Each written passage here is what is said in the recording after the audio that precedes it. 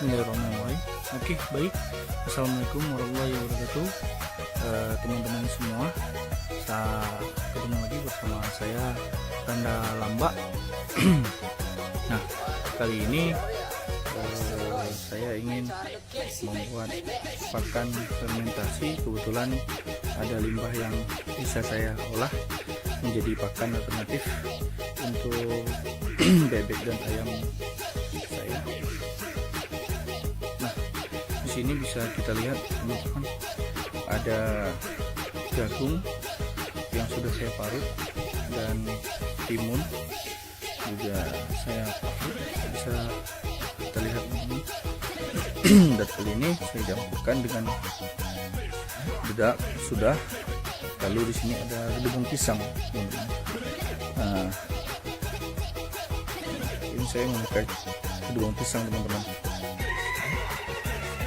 Lalu saya juga ada memakai daun ubi teman-teman. Nah, kelihatannya ini daun ubi yang sudah saya cincang-cincang. Ini ada juga jagung dan timun yang saya taruh. Jadi komposisinya di sini ada dedak, daun ubi, daun pisang sedikit, lalu batang pisang, timun, dan jagung yang semuanya sudah saya parut. Lalu saya campurkan dengan dedak, dan tak lupa juga teman-teman, kita harus memberikan ini. Nah, saya di setiap fermentasi saya selalu mencampurkan M4 sebagai media perkembangan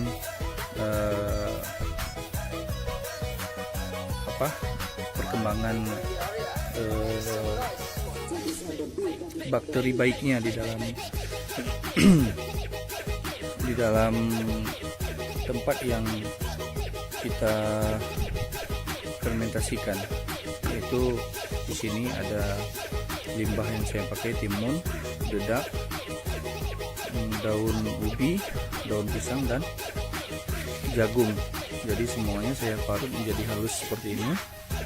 Kira-kira bebek dan ayam bisa memakannya. Nah, seperti inilah pakan fermentasi yang selalu saya buat di peternakan ayam Ketawa Melagu. Kita campurkan saja M4-nya. Nanti saya akan pindahkan ke wadah ini biar teman-teman lebih jelas. Oke, sebentar.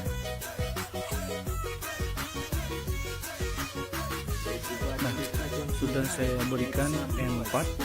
Terlihat warnanya seperti kayak warna kecap. Dan saya juga tak lupa selalu mencampurkan jamuan ramuan saya sendiri yang saya buat. Nah, ini jika ada kondisi yang mungkin cuaca kurang baik, selalu turun hujan dan kandang menjadi basah dan lembab, sehingga terjadinya ayam mudah terkena penyakit. Nah, buat teman-teman jika ingin membuat pakan fermentasi, boleh cukup dicampurkan dengan M4 saja, itu sudah baik. Tapi kalau lebih baik lagi, maka teman-teman akan mencampurkan dengan ramuan herbal. Nah, itu lebih baik lagi. Jika teman-teman ingin membuat ramuannya, boleh nanti hubungi ke nomor saya biar saya pandu agar hasilnya sesuai dengan seperti yang saya buat di sini. Nomor WA saya 0853 600 69 821. Oke teman-teman, saya lanjutkan untuk mencampurkan ke dalam wadah yang lebih besar supaya teman-teman bisa melihat semua. Nah, nanti saya akan campurkan dedaknya lagi. Oke, sebentar teman-teman. Ya, baik teman-teman, wadah yang lebih besar supaya teman-teman bisa melihat. Mohon maaf juga teman-teman ya, karena lantaran saya tidak ada yang memegang kamera, jadi nah ayamnya sudah tidak sabar. Ayamnya sudah tidak sabar teman-teman. Ini hanya belum menjadi pakan fermentasi, jadi kurang baik untuk ayam untuk mengkonsumsinya agar lebih sehat. Makanya pakan ini harus difermentasikan dulu supaya kandungan gizi terdapat di pakan fermentasi. Nah, jadi kita campurkan saja teman-teman dengan dedak.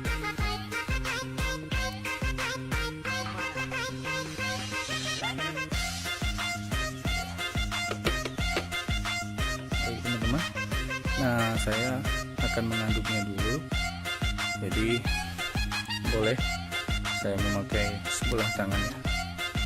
Mohon maaf teman-teman, saya tidak ada istri, jadi tidak bisa memegang, ternyata sebab istri ada aktivitas lain.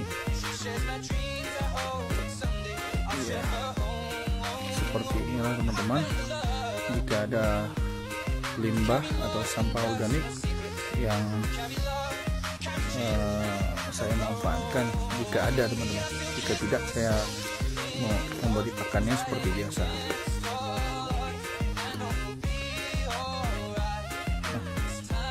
Jadi untuk takarannya tidak terlalu basah teman-teman, karena di dalam kandungan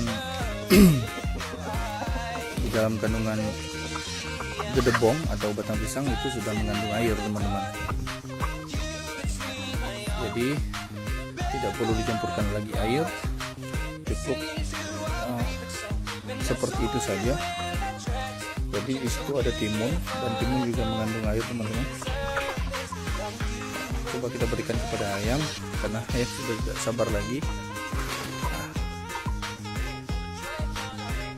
dia kurang selera teman-teman, karena tidak ada bau yang seperti selera pada ayam jika menciumnya.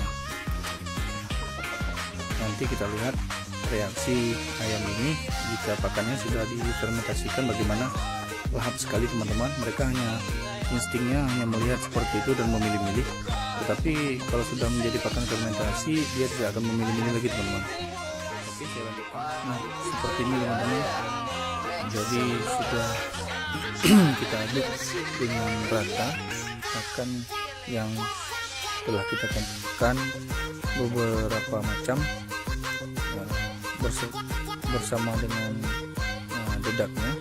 Lalu kita menyediakan tempat pakan fermentasi yang selalu saya gunakan.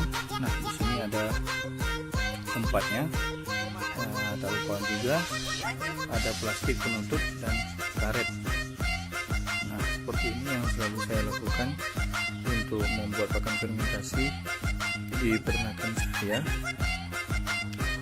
Oke, kita tuangkan saja teman-teman.